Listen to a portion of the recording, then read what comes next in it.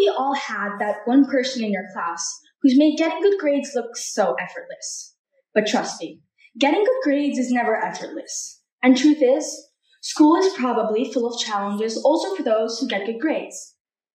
I'm not really talking about subject-related difficulties. One might be great at all subjects and find them relatively easy. But I can tell you that getting good grades comes with lots of studying.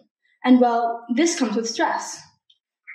You might think this is quite random, but if you are an older sibling, please raise your hand.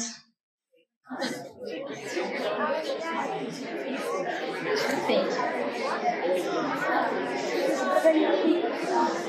For those who raise their hands, I probably don't have to tell you this, but seeing your younger sibling cry is definitely not pleasant.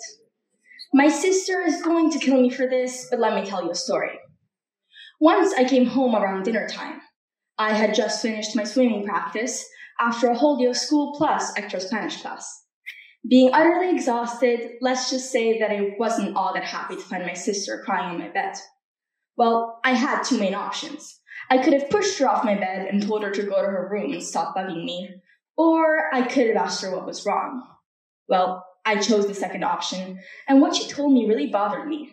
She said she was stressed about her homework and was crying about the fact that she had so many things to do. A 9-year-old was sobbing because of school stress. She's fine now, but I found this particularly appalling and wanted to understand if other students felt this way in my school.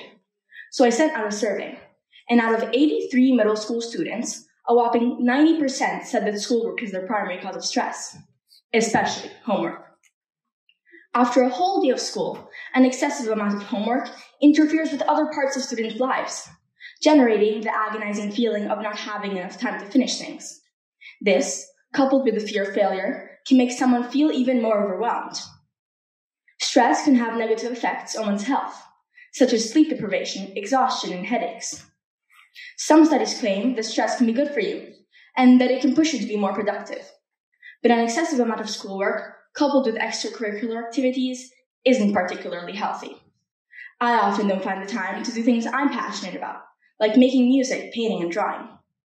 What can a student do to make school stress less of a burden? Well, talking to someone about your stress and concerns helps. I have found that having someone in school I feel comfortable talking to has really helped me over the years. Support and study groups are another thing you can participate in to help reduce stress. And meditation is really useful too. I remember that in my first year of middle school, my global perspectives teacher had us sit in our desks to meditate. It's these small things that can help reduce stress. She also taught a lesson about mental health on National Mental Health Day. This demonstrates that schools can also help students in reducing stress. Research shows that creating a safe and accepting environment helps students feel like they can talk to someone about their difficulties. How can this be done, though? Well, morning meetings are a good way to start off the day in school, allowing time to share good moments and address any issues. Breathing and relaxation exercises can also be conducted to help reduce stress. And keeping the light space of a classroom is fundamental. This can simply be done by including elements of laughter during classes. Also, including drawing and other creative practices into class activities can help reduce stress and anxiety. Music has also been proven to help with this. Other things can be done too, though. In my school, for example, teachers have agreed on a weekly test schedule that includes no more than 1 test per day and a maximum of 3 tests per week to allow students to have time to prepare and not feel overwhelmed in the process. I'm no professional in dealing with stress. In fact, I'm quite the opposite.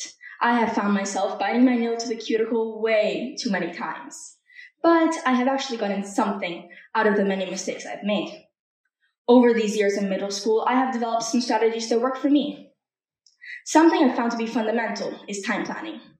On Saturday mornings, before starting any homework, I draw a table, something like this, in which I write down the assignments I have, their due dates, and how much time I think they're going to take me. I then create a schedule that includes my free time, but also my schoolwork.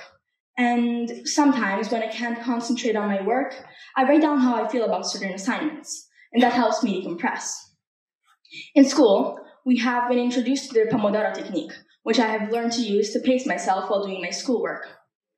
After 25 minutes of work, I take a 5-minute break, or sometimes a 15 to 30-minute break. It works most of the time. Finding strategies that work for you to reduce stress isn't always easy. It's a work in progress. In Oregon, due to the fact that suicide is the second leading cause of deaths of individuals between 10 and 24 years old, mental health days have been made law. They basically consist in taking a day off in favor of mental health, and they have really been coming in handy in schools, especially because these absences are monitored.